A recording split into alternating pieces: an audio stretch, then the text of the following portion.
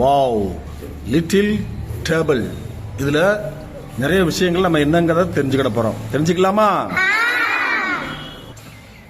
First month of year. நம்ம எந்த மந்த்ல இருக்கோமா? கையல் சொல்லுமா. ஜனவரி, பிப்ரவரி. வாவ், கரெக்டாக சொல்லிவிட்டேன். இன்னைக்கு என்ன தேதிங்கிறத சொல்லுங்கம்மா பாப்போம். 1 2 3 4 5 6 7 8 9 10 11 11 சார். Very good. கை தட்டுங்க. பிப்ரவரி 11. சரி சத்யா, இன்னைக்கு என்ன கிழமைங்கிறத சொல்லுங்க பாப்போம். 1 2 வெனஸ்டே.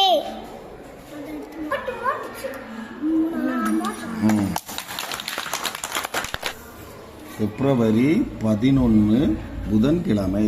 கரெக்டாக சொல்லிவிட்டீர்கள். அடுத்து டைம் பார்க்க போறோம். இங்க பாருடா, இதுதான் என்னது, 12 மணி நேரம் பகல், 12 மணி நேரம் இரவு, 12 மணி நேரத்தை குறிக்கக்கூடியது.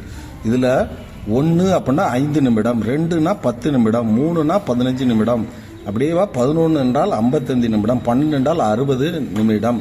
ஒரு மணி நேரத்துக்கு எவ்வளவு? 60 நிமிடங்கள். இப்போ மணி 12 ஆக போகிறது. 11:55 அப்படிங்கிறத வச்சிருக்கேன். கரெக்டா இருக்கா? இதே மாதிரி நேரங்களை நீங்க தெரிஞ்சுக்கணும். சரியா? சரி, அடுத்தபடியாக இது என்ன விதமான காலநிலையில இருக்கு அப்படின்னா, விண்ட், பனிக்காலங்கிறதுனால நமக்கு என்னது ஏற்படும்? ஸ்ப்ரிங், இலை உதிர் காலங்கள் நமக்கு என்ன செய்யும்?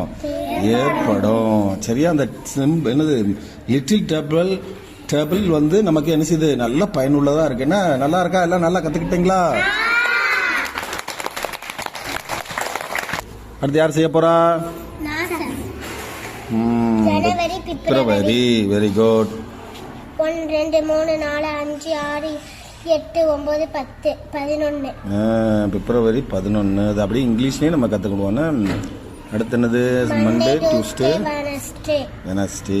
டைம் இப்போ 12 ஆக போகுது. என்ன மற்றபடி காலங்கள் எல்லாம் 1. கையை தட்டுங்க.